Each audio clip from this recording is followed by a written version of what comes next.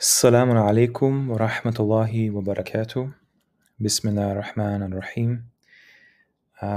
This is an interesting video that I want to put forward just from my own findings on this topic. But basically, something that I quickly realized when I was starting to look at instances of the same word in the Quran is that there are all these diacritical marks that basically constitute a different ending, a different sound for each noun, at the very least, in the Quran. And I started to notice a pattern the more that I basically gathered the ayahs with, basically categorizing them according to sound. So, for instance, the example I have at the moment where I discovered this was with the word for the earth, al-ard. But throughout the Quran, it's not simply al-ard because there are different endings grammatically in the Arabic language. And it was only later till I realized that these endings are actually very well studied and named, and they have a very particular function in the Arabic language, namely the three types of cases for nouns in Arabic. As you can see on the screen, one such being the accusative case, nominative case, genitive case.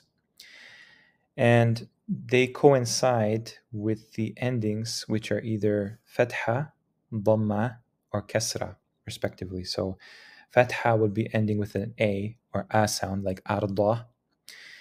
Dhamma would be ending with U, a wow, which would be ardu for the earth. And in the genitive case, the kasra would be ending with E or a E sound, like ardi. So these are basically proofs for me that the entirety of the Quran is preserved, because if this is just a coincidence, it would be very, very slim chances of that when you start to see the verses that compile. That led me to believe that, even though in English we would just translate all of these words as the earth, there's actually more to the story in Arabic, because Arabic in the Quran is fundamentally organizations of sounds. So if there's a difference in the sound of the very exact same word with a definite article the for each one, that to me naturally, logically, would constitute a difference. And it has to have some kind of a significant difference that further classifies the same word in the Quran in a different way.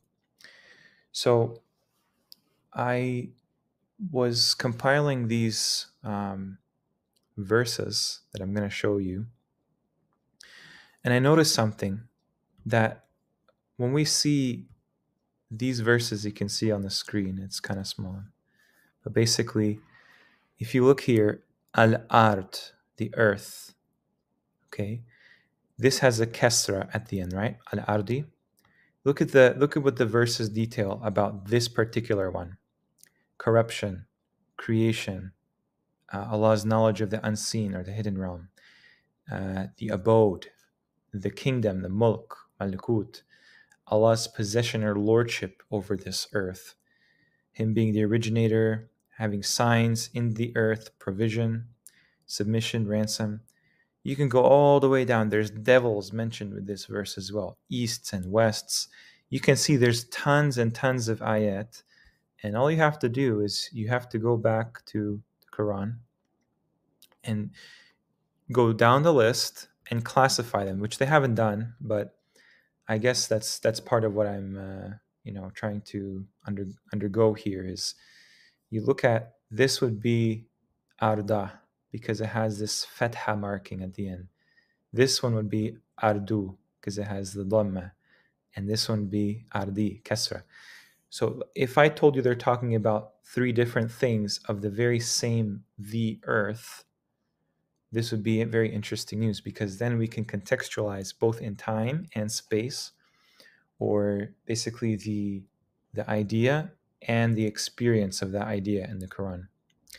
So I looked, and these cases, genitive, accusative, and nominative cases, they basically coincide with words in the Quran, words that are in Arabic today that mean something. So let's look at the genitive case first. This is talking about ownership, when something is possessed by something else, right? It's the object of ownership. This is when nouns take this case in Arabic grammar. This in Arabic is called al-majrur in the study of Arabic grammar. And just look at what the word means, okay? Drawn, dragged, towed, pulled, okay? A drain, a sewer, something that you laid down that's kind of in the ground. It's cemented. It's not exactly held together because it's saying that's towed or pulled. So it's something that's in motion, but it's fundamentally tied down. And isn't it interesting that Kesra is the only diacritical mark of the three that's underneath the letter? Okay, so it's underneath, subjugated in a sense. Okay, I'm going to get to why that is. Let's look at the other one. The other one is called the nominative case. This is talking about the subject of a verb. Okay, what does the action? This is called al-marfu'. The nominative case is called al-marfu'. If you just look at what that means, okay, marfu', raised, lifted, submitted, held high, okay, suspended. That's what the word means. It comes from the thing for rafa'a, something that's raised up, okay? So you start with something in the ground that's moving, that's not stable, and you raise it, it's suspended, okay? You'll see what I'm getting at. The accusative case, this is the object of the verb. It's the opposite of the nominative case in a sense. So this is called al-mansub in Arabic, and you just look at what that means. Erected, set up, planted in the ground, fixed, fastened, attached, installed, aimed. It's something that's rooted, installed in the ground, back to its original place, but now it's stationary. There's no changing it, okay? So if you just look at these examples, you go through the whole of the Quran, all of the things that it uses for the earth, okay? What you're going to find is there is a disparity between, this is all for al-ardi, okay, corruption, battling, fitna, devils, maqalid, tyranny, plants, prostration, angels, so many different things around ardi. It's inflated how many times it's referred to. Then you go to al-arda, furnished, Allah's kursi, mentioned ayatul kursi, al-arda. You have muqaddasa, the sacredness that talks about the creation of this. Fatara, inherited extremities, Allah's possession, dwelling, the cradle, or mahd. You have qarar, container, expanse, it's subservient. Okay, duhaha, that's something that, some people will say that's an ostrich egg, but it's clear what that means in Arabic. Then you look at ardu, furnished, plowed, okay, straightened, cut. The earth of this nature endures something. This is part of it is corrupted. Part of it encompasses the dead ardu. Pairs, okay? The quake, like an earthquake, leveling, convulsing, reduction, weeping, okay? Zalzala, the earthquake, the burdens, spreading out. What does that describe other than the day of judgment? What does this describe? Reviving, dwelling, cradling, patching together. Okay, patching together, like the earth and heavens being joined again. If not, the hereafter. And what does this describe? The corruption in the earth, other than the dunya that we live in today.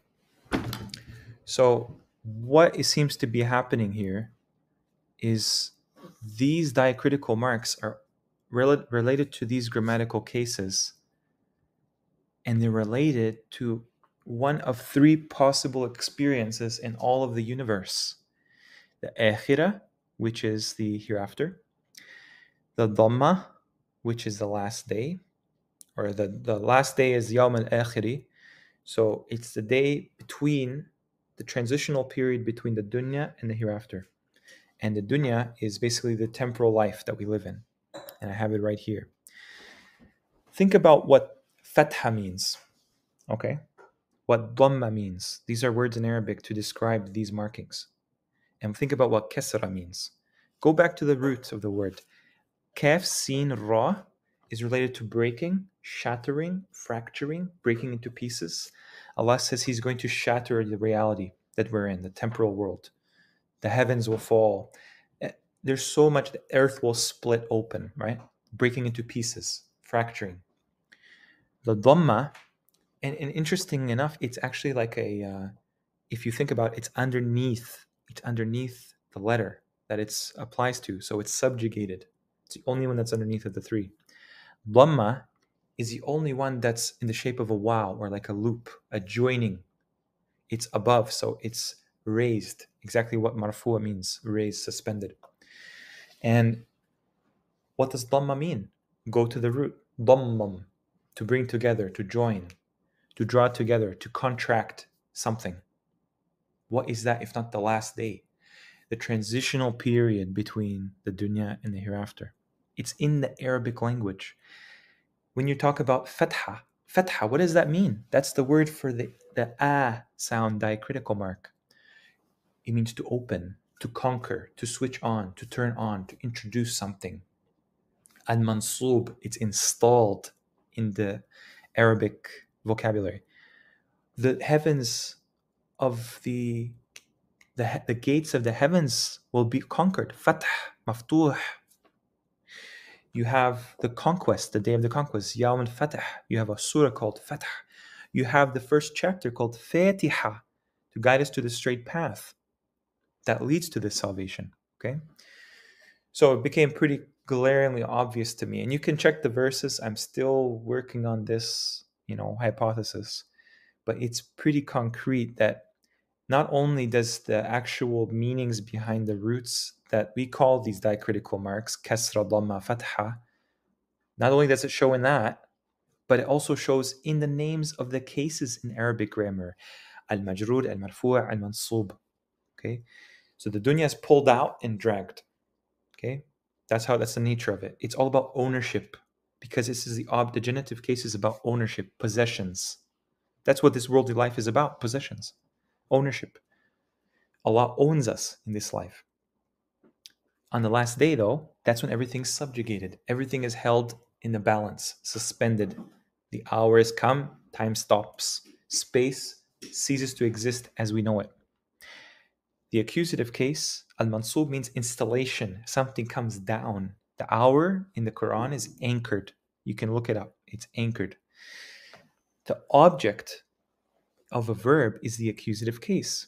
This is about the objective, the goal, the akhirah, the thing that's objective reality, which cannot be changed. This is God's will for eternity when it arrives. So this is just something that seems to be, I think, not a coincidence whatsoever. And basically, the more you look at it, just when you read the Quran, just pay attention to these diacritical marks. Pay attention to the nouns, because if this is true for the earth, it's going to be true for all of the nouns, because all of the nouns are subject to these cases in Arabic. Something that I'm still working on is verbs, because verbs have three tenses: past, present, and future.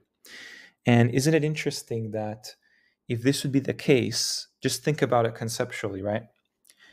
The past will always be about the hereafter in some case, right? Because there's no time. Everything from the perspective of the hereafter is the past, right? That's why Allah says those who have believed, because He's talking about them in the hereafter. They've done the believing part. They don't have to believe anymore. It's outside the dunya, right? It's outside the test. There's no more test. If it's in present tense, That's going on right now. That's within time. Any point in history that's within time is the dunya. So that's present tense. It just makes so much sense. If Allah is talking in future tense, then think about this as the last day. Because the last day from our perspective, is always in the future. Because that's when time stops. You see? Because the hour comes. And that's the end of the test. So, I would really look at all through the Quran. If this is true, this contextualizes all of the Quranic verses for us. We don't have to wonder, why does Allah say this about the earth, then this about the earth, and something else entirely? We don't have to wonder. This is another way of classifying the Quranic terms. Okay? Do not cause corruption in the earth. This is with kasra, because this is referring to the earth with respect to the dunya. I'm not saying that there's three earths. I'm saying that the earth has three divisions in its experience. Maybe there's a part of the earth we don't know. We haven't been able to go many places in our time to verify for ourselves. Maybe there's a part of the earth that's just exactly like Jannah. It's already prepared and it's still there, where the people that are martyred go. Is that hard to believe? No. Allah talks about this directly. Maybe that's already there. That would be the earth that applies to the akhirah. Maybe there's a spot on the earth where the day of judgment will happen, the center stage of everything. And I'll talk about that, inshallah, in another discussion, because I think it's very pertinent to our time. This could be the earth as Allah refers it to as al-ardu.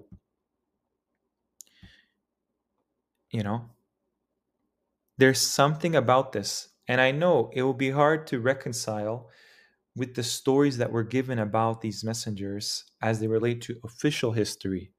But we don't have official history in the Quran. That's a whole other subject entirely. What we have is Allah being precise with His words right down to the diacritical marking. And yeah, that's the basic idea of the video. This is, to me, one of the most important conclusions that we can gain from reading the Quran as it's revealed, because we have to imagine the creator of the heavens and the earth. What is He going to do? He's going to pick exactly the right word in exactly the right tense in exactly the right case, exactly the right definite article or not. And there's even times where Allah doesn't use a definite article for the earth. And have you noticed that when mankind takes possession of the earth, because remember, the earth belongs to Allah throughout the Quran, no exceptions. What do we see? We see Fir'aun. He says, your earth, when he's talking to his people. Okay? We see the disbelievers and Fir'aun, they say, Ardina. Why? Because they're taking God's status. They're trying to transgress to God's status when really it's Allah's ard. Okay? I'm going to talk about another video what this definite article means.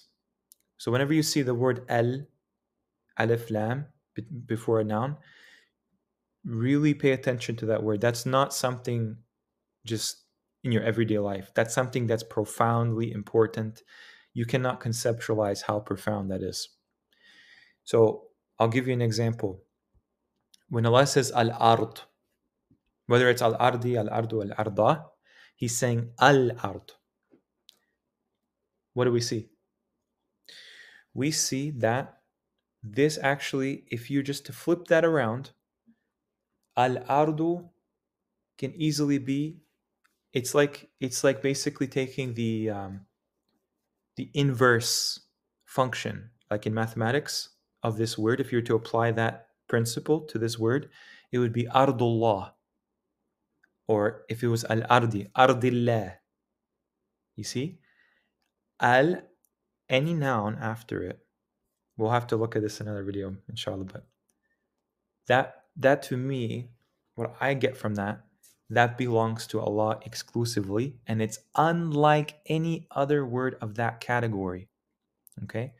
So for example, when Allah says Al-Ansar, those people belong to Him. They're His people. Okay. Al-muhajirun. Muhajirun Allah. Okay. As-samawat. Samawat Allah. As-sabr. Sabr Allah. Al-Qur'an. Qur'an Allah. You see how it works? Al-arsh. Arsh Allah. We have been sold a lie about the interpretation of the Quran because we've never allowed the Quran to speak for itself, knowing full well it's fully detailed, it's complete, it doesn't need any other input. It's just a complete revelation. And there's nothing wrong with saying that. That's what it claims to be. This is one of the proofs for us as believers that the Quran is complete. The Quran is the message of the Lord of the heavens and the earth, rather. So yeah, I mean, look at this. Khalifa. Khalifa is a word that's only mentioned with the art of the dunya. Why? Why wouldn't it be random? Why wouldn't Khalifa be? Because that is the nature of the dunya. You have successorship. Okay, so like for instance, the raven scratching uh, in the ground when one of the sons of Adam murders his brother. That happens in the dunya, the earth of the dunya. That's the word that's used. Okay, you can find so many examples of this. The devils. Why are the devils not mentioned with arda or ardu? Because this is where free will is allowed to exist. But on the day of judgment, there's no free will. In the heavens, in paradise, you could argue there is free will, but really there's not, because there's no evil possible. Jannah is absolutely purified. The same goes for Jahannam, hells. There's no possibility of any transgression against God. He gets what he wants for eternity. And everybody falls into their right category at that point. But I'm getting a little ahead of myself here. So just ponder on this idea. Let me know what you think. I feel that this is one of the ways we can resurrect the glory that this Quran comes with, that's really been covered up and has not given its due measure that I believe it deserves. So, inshallah, until next time, peace.